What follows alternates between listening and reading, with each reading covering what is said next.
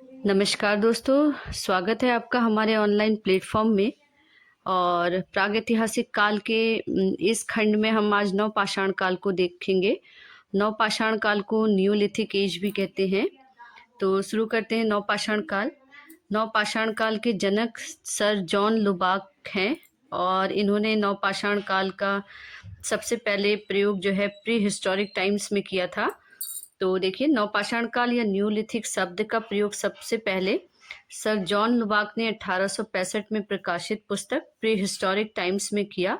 और उन्होंने इस शब्द का प्रयोग उस युग को बताने के लिए किया था जिस युग में पत्थर के उपकरण अधिक कुशलता से और अधिक रूपों में बनाए गए और उन पर पॉलिश भी की गई। और बाद में गार्डन चाइल्ड ने नवपाषाण ताम्रपाषाण संस्कृति को अपने आप में पर्याप्त अन्न उत्पादक अर्थव्यवस्था बताया। और माइल्स वर्किट ने इस बात पर जोर दिया जो निम्नलिखित विशिष्ट विशेषकों को नवपाषाण संस्कृति माना जाना चाहिए: कृषि कार्य, पशुपालन, पत्थर के औजारों का घर्षण और उन पर पॉलिश करना और मृदभांड बनाना।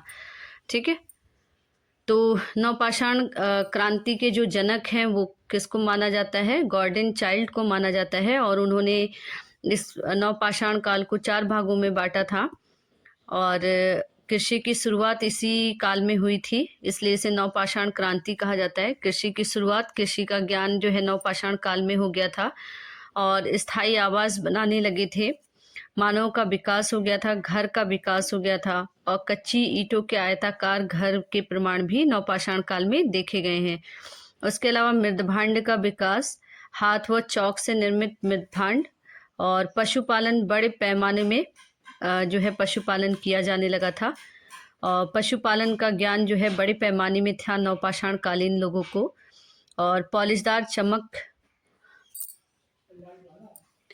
चमक के उद्योग, हड्डी के उपकरण की यहाँ पे शुरुआत हो गई थी। हड्डी से भी उपकरण बनाने का यहाँ पे शुरुआत जो है हो गया था, है ना।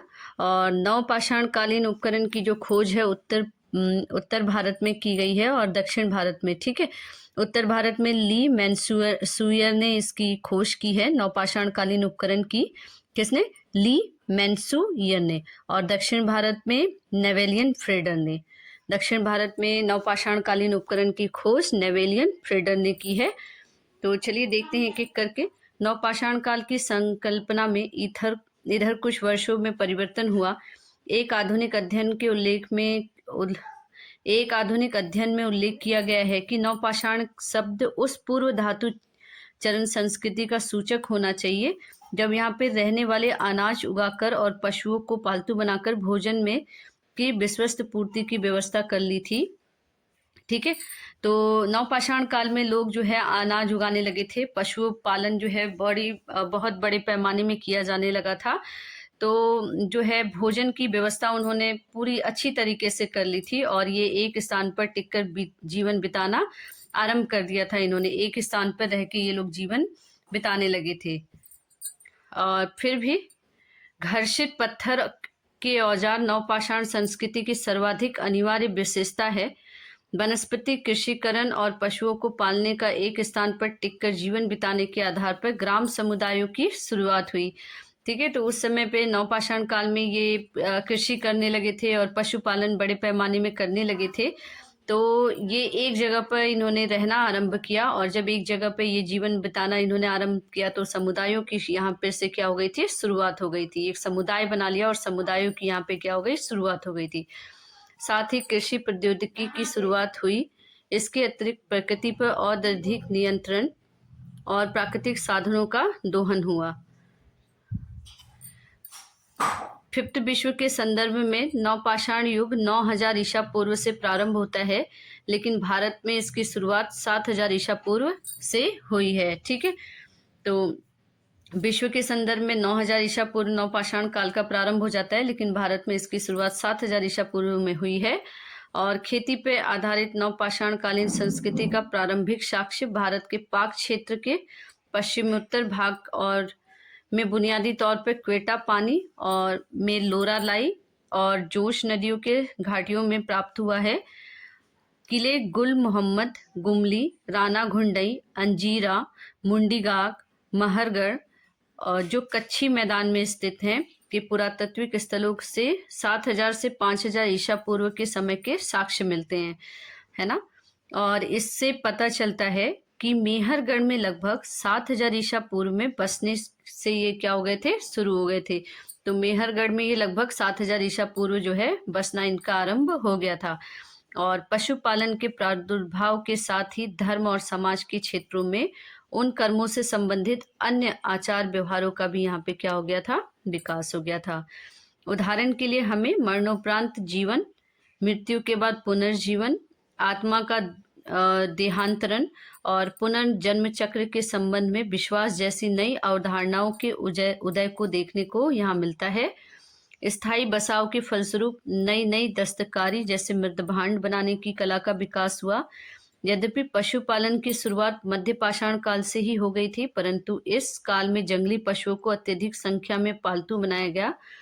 भारत में गाय, बैल, भैंस, भेड़, बकरी, कुत्ता आदि का पालन किया जाने लगा और घोड़ा पालन के विषय में विद्वान का एक मत नहीं है।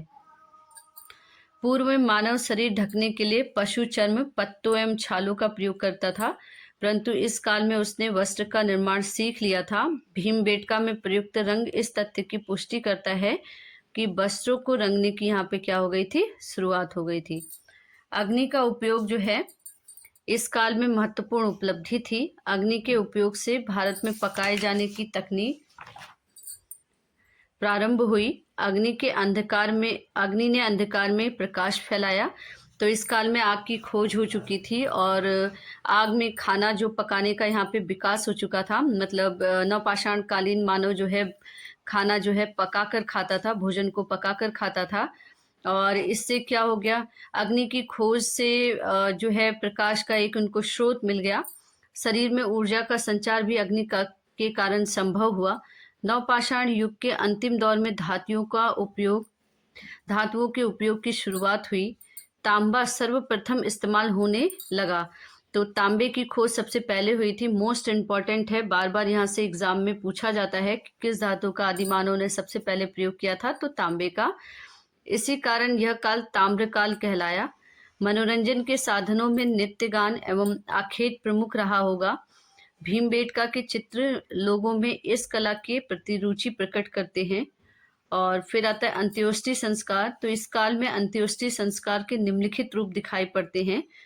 शिष्ट समाधि, यह एक आयताकार खाई के चारों ओर पाषाण से संदूक की आकृति बनाकर मृतात्मा की अस्थियां रखी जाती थी। अस्थियों के साथ हथियार, औजार और आभूषण आदि रखे जाते थे। समाधि में एक से अधिक व्यक्तियों की अस्थियां रखी जाती थी। ब्रह्मगिरी के उत्खनन में ऐसे अवशेष देखने को मिले हैं। पदुकोटा शिष्ट समाधि में कुछ परिवर्तन के बीच एक छेद वाला पत्थर रखकर किया गया है। उसके बाद आता है पिट सर्कल, ग्रेनाइट पत्थरों से 8 से 12 फीट का वृत्त जिसकी गहराई 6 से 8 फीट होती थी। संभवतः शुरू में लकड़ी की अर्थी पर शव रखा जाता था और शव के गल जाने पर अस्थियां एकत्र कर समाधि में रखी जाती थी। अस्थियों के साथ आभूषण, मृदभांड आदि उपलब्ध हुए हैं। ब्रह्मगिरी, मैसूर के उत्खनन में ऐसी समाधियों के अवशेष मिले हैं। उसके बाद कर्नल सर्कल, पाषाणों से निर्मित समाधि, अस्थि पात्र एवं भस्म रखे जाने की परंपरा थी। ठीक है, तो पाषाणों से निर्मित जो समाधियां थी उसमें अस्थि के पात्र यानी कि बर्तन और भस्म पात्र, भस्म को रखने वाले बर्तन की परंपरा थी। इस प्रकार की समाधियां चेन्नई के चिंगल क्षेत्र में देखने को मिली हैं। कुछ अवधि पूर्व के उत्खनन प्रमाण से प्राप्त प्रमाणों के आधार पर विद्वानों की मान्यता है कि सर्वप्रथम नील नदी घाटी यानी कि मिस्र में गेहूं एवं जौ का उत्पादन शुरू हुआ। लगभग 12,000 से 500 ईस्वी के अवशेष दक्षिण मिस्र के आसवान डैम में उत्तर से थोड़ी दूर पर स्थित वाडी कुबनियों में किए गए उत्खनन से प्राप्त किए गए हैं और यहाँ गेहूं और जौ का उत्पादन किए जाने के साक्ष्य मिले हैं। कुबानिया से लगभग 60 किलोमीटर दूर कोम अम्बो से भी कृषि के साक्ष्य मिले हैं। एसना के पास स्थलों में अवशेषों से भी इस तथ्य की पुष्टि होती है संभवतः इस क्षेत्र में पशुपालन व्यवसाय शुरू नहीं हुआ था अतः अनाज उत्पादन का कार्य सबसे पहले प्रारंभ हुआ। इस प्रसंग में उल्लेखनीय है कि कुब्बानिया के अवशेष यही नहीं दर्शाते कि गेहूं स्वतः स्वाभाविक रूप से जंगली में पैदा हो रहा था, अर्थात प्राप्त अवशेषों की कृषक क्षेत्र में उपस्थिति उत्पादन का प्रतीक है।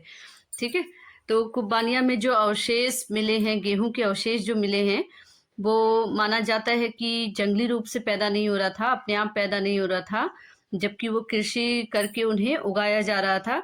तो क्योंकि जंगली रूप से बहुत बड़े पैमाने में पैदा नहीं हो सकता है, और अगर हम किसी चीज़ की कृषि करते हैं तो वही बड़े पैमाने में उसको उगाएंगे, उसको बड़े पैमाने में लगाएंगे। तो यहाँ पे जो अवशेष मिले हैं वो इससे माना जाता है कि उस टाइम पे गेहूं का उत्पादन होता था, गेहूं की कृषि क्या हुई थी, प्रारंभ हो गई थी। प्रारंभ से ही पैरो महोदय कृषि तकनीक को मिस्र की देन मानते हैं, जबकि रूसी विद्वान बिबिलोग कृषि तकनीक का उदय अफगानिस्तान अथवा उत्तरी पश्चिमी चीन से मानते हैं। पश्चिम एशिया अर्थात फिलिस्तीन, सीरिया, तुर्की, इराक, ईरान के कुछ क्षेत्रों में 9वीं और 8वीं शताब्दी ईसा पूर्व में लोगों ने अनाज उत्पादन शुरू कर दिया था, और उत्तर सीरिया में यूफ्रेट्स नदी पर आबू हरेरा का उत्तर इसी नदी पर दक्षिण तुर्की में सुवेरेत में स्थायी कृषि समुदाय की पुष्टि होती है। फिलिस्तीन के जेरिको में 8500 ईसा पूर्व से 7500 ईसा पूर्व के बीच एक बस्ती में अनाज उत्पादन के संकेत मिलते हैं।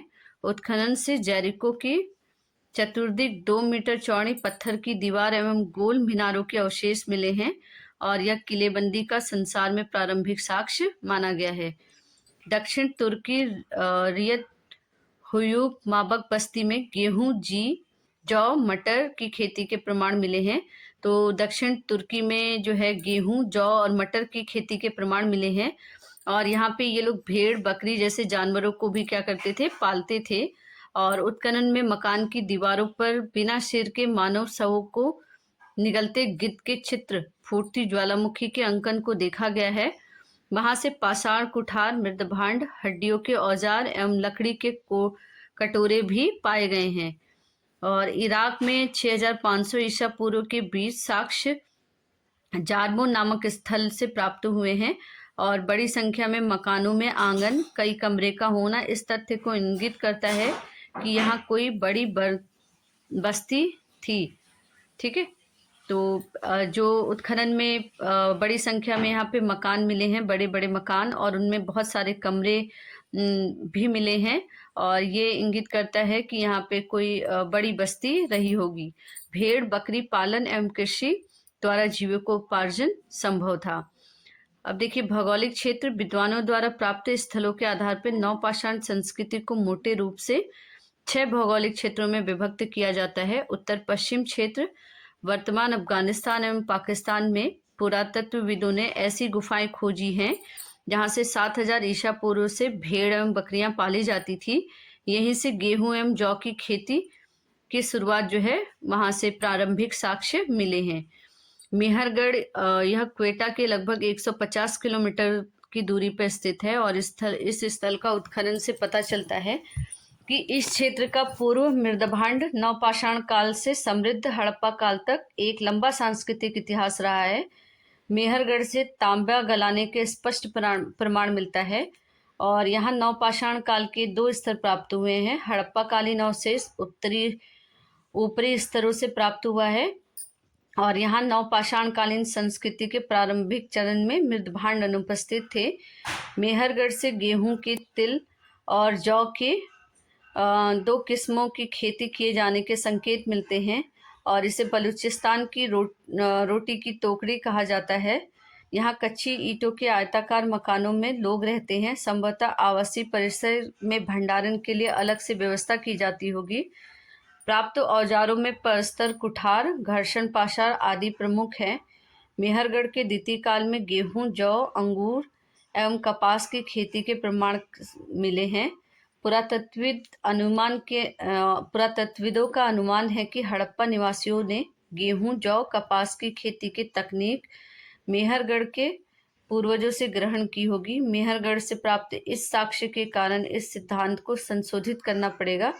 कृषि और पशुओं को पालने का कार्य भारतीय उपमहाद्वीप की ओर पश्चिम एशिया से फैला है। उसके बाद आता है उत्तरी क्षेत्र। इस क्षेत्र में कश्मीर प्रांत में स्थित दो महत्वपूर्ण स्थल बुर्जहोम और गुफकराल का उल्लेख किया गया है। कश्मीर घाटी में ग्राम बस्तियों का लगभग 2500 ईसा पूर्व आविर्भाव हुआ है। अब नवपाषाण काल के देखिए प्रमुख स्थल हैं, तो ये बुर्जहोम, श्रीनगर और गुफकराल, ये कहाँ है आपके?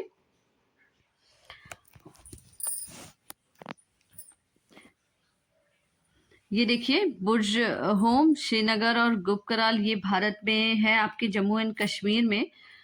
ठीक, उसके अलावा देखिए कोल्डी हवा, चिरांद और मेहरगढ़। तो कोल्डी हवा से धान के प्राचीनतम साक्ष्य मिले हैं। और कोल्डी हवा के पास में ही है चौपाल मांडो। ठीक है, यहाँ पे चौपाल मांडो है। चौपाल मांडो से जो है मृदभांड और मधुमक्खी के आकार की झोपड़ी प्राप्त हुए हैं। उसके अलावा आपका महागारा है, यहाँ पे जो है आपके जानवरों को पाला जाता था, गौशाला और धान जौ के साक्ष्य मिले हैं और गोलाकार यहाँ से झोपड़ी मिली है। ठीक है, उसके अलावा यहाँ पे देखेंगे हम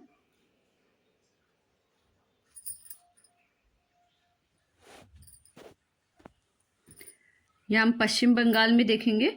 तो पश्चिम बंगाल में एक जगह है पांडुर जाग। ठीक है, आप लोग लिख लीजिएगा पांडुर जाग भी। और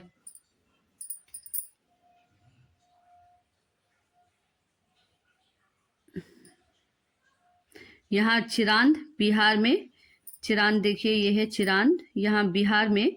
और चिरांद से जो है हड्डी के उपकरण 480 हड्डी के उपकरण यहाँ से मिले हैं, 480 हड्डी के उपकरण। ठीक है, उसके बाद देखिए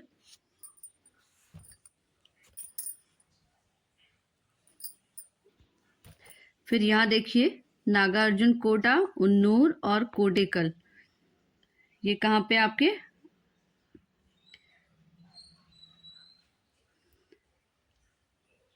आंध्र प्रदेश में। फिर ये पयमपल्ली आपकी तमिलनाडु में है। और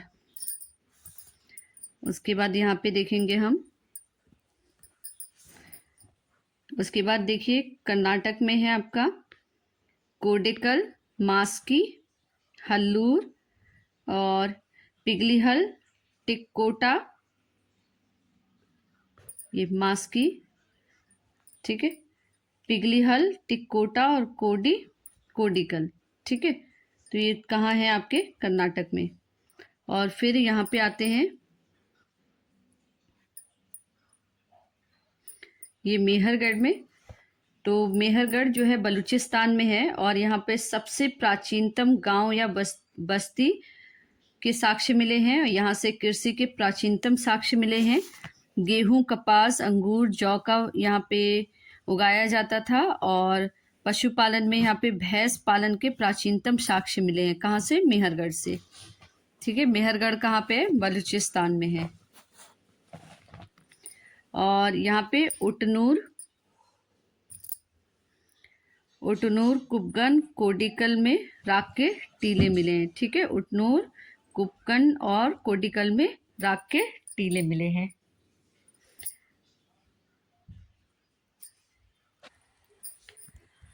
फिर आते हैं बुर्जहोम। तो इसका साहित्यिक अर्थ है जन्म स्थान और यह श्रीनगर के उत्तम पश्चिम की ओर 16 किलोमीटर दूर है। और इस स्थल की खोज 1935 में डी डेरा और पीटरसन ने की थी। बी के थापर ने इस संस्कृति के मध्य पाषाणिक खाद्य संग्रह एवं नवपाषाणिक खाद्य उत्पादक अर्थव्यवस्था या तो स्तरों का अध्ययन किया या प्रथम में शिकारी संग्रहकर्ताओं के स्क्रैपर, हार्पून, छेदक, सुइयां, कुल्हाड़ियां आदि प्राप्त हुई हैं। और यहाँ से नवपाषाणकालीन लोग एक झील के किनारे गर्तवास यानी कि गर्त होम में रहते थे और वे शिकार तथा मछली पे जीते थे। दूसरी अवस्था में मिट्टी के ईंटों के बड़े घर में रहने का पता चलता है। खेती का भी अनुमान किया गया है और एक कब्र से मालिक के साथ कुत्ते को दफनाए जाने के यहाँ से प्रमाण मिले हैं। यहाँ से प्राप्त तांबे के बाड़ाग्र धातु के इस्तेमाल को इंगित करता है। ठीक है। तो तांबे का जो है ये लोग प्रयोग करना सीख गए थे नवपाषाण काल में, और यहाँ तांबे के औजार बनाने लगे थे। और पुरातत्वविदों की मान्यता है कि बुर्ज होम से प्राप्त सामग्री का स्वाद घाटी के शराब खोला एवं थालीकई के सादृश्य साक्ष्य मिलते हैं। फिर आता है गुफ कराल। इसका शाब्दिक अर्थ है कुम्हार की गुफा, और यह श्रीनगर के 41 किलोमीटर दक्षिण पश्चिम में स्थित है। यहाँ से प्रारंभिक निवास 3 चरणों में पता चला है। प्रारंभिक चरण में हमें मृदभांड रहित गर्तावास देखने को मिलता है, परंतु बाद में 2 चरणों में अनगढ़ किस्म के धूसर हैं। मृद भांडों का इस्तेमाल किया जाने लगा और चरणों में बड़ी संख्या में हड्डियों के औजार मिले हैं। उसके बाद जो है मध्यवर्ती क्षेत्र है। तो मध्यवर्ती क्षेत्र नवपाषाणिक संस्कृति की जानकारी गंगा घाटी एवं विंध्य पर्वत के पठारी क्षेत्रों में स्थित स्थलों से की जाती है। कोल्डी हवा, महगरा और चिपानी बांडो इस भागों के महत्वपूर्ण स्थल हैं। इलाहाबाद विश्वविद्यालय के पुरातत्वों ने इसका उत्खनन कराया था। उसके बाद आता है कोल्डी हवा। बेलन नदी पर इलाहाबाद के दक्षिण में कोल्डी हवा में स्थित है, और इस 3 संस्कृति अनुक्रम नवपाषाण, ताम्रपाषाण और लौह युग देखे गए हैं। यहाँ उत्खनन से 6000 ईसा पूर्व के पास धान उगाने के प्रमाण मिले हैं, और इससे चावल की खेती भारत में ही नहीं बल्कि विश्व में सबसे पुराना साक्ष्य माना जाता है। महागरा गंगा नदी में के दक्षिण में विंध्य क्षेत्र के निकट महागरा के पास जो है उत्खनन से गोलाकार झोपड़ियों के प्रमाण मिले हैं। पशुओं से गाय, बैल, हिरनी एवं मछली की हड्डियां प्राप्त हुई है। मिट्टी की गुड़िया भी यहाँ से मिली है। धान के अलावा जौ की खेती के साक्ष्य मिले हैं, और यहाँ पर एक पशु बाय भी प्राप्त हुआ है। चौपानी मांडो। इलाहाबाद के पास स्थित इस स्थल को पुरापाषाण काल से नवपाषाण काल तक 3 चरणों का पता चलता है। यहाँ मध्य पाषाणकालीन स्तर से मधुमक्खी जैसे झोपड़ियां, साझा चूल्हे, ज्यामिति आकार के सूक्ष्म पाषाण व हस्त निर्मित मृदभांड मिले हैं। पूर्वी क्षेत्र मध्य में चिराव, चेचर, सेनुआर, तारादेव एवं उड़ीसा के सुधाई उत्तर पूर्वी भाग में दाओजली घाटी मुख्य स्थल है। फिर आता चिरान। बिहार के सारण जिले में चिराव गांव नामक स्थान पर छोटी बस्ती के निकट नवपाषाणिक अवशेष प्राप्त हुए हैं। बुरझोन को छोड़कर अन्य किसी पुरातत्वीय स्थल से इतनी मात्रा में नवपाषाण कालीन उपकरण नहीं मिले हैं जितने चिरांद से। और यहाँ बड़ी संख्या में हिरण के सींगों से निर्मित उपकरण पाए गए हैं। यहाँ मानव जो है घास फूस के घरों में रहते थे, और चावल की खेती के भी यहाँ पे प्रमाण मिले हैं। उसके बाद उत्तर पश्चिमी क्षेत्र। तो इसमें राजस्थान के क्षेत्रों को शामिल किया गया है। बागोर, बनास की सहायक कोठार नदी के किनारे भीलवाड़ा से 25 किलोमीटर दूरी पर स्थित यह स्थल है, और यहाँ मध्य पाषाणिक, ताम्रयुगीन एवं लौह उपकरण प्राप्त हुए हैं। डॉक्टर बीरेंद्र मिश्र एवं LS लेशनी के निर्देशन में 1967 से 69 के बीच में उत्खनन कराया गया, और यहाँ से कृषि एवं पशुपालन दोनों के साक्ष्य मिले हैं। राजस्थान का बागौर एवं मध्य प्रदेश का आदमगढ़ प्राचीनतम पशुपालन अर्थव्यवस्था का साक्ष्य प्रस्तुत करता है।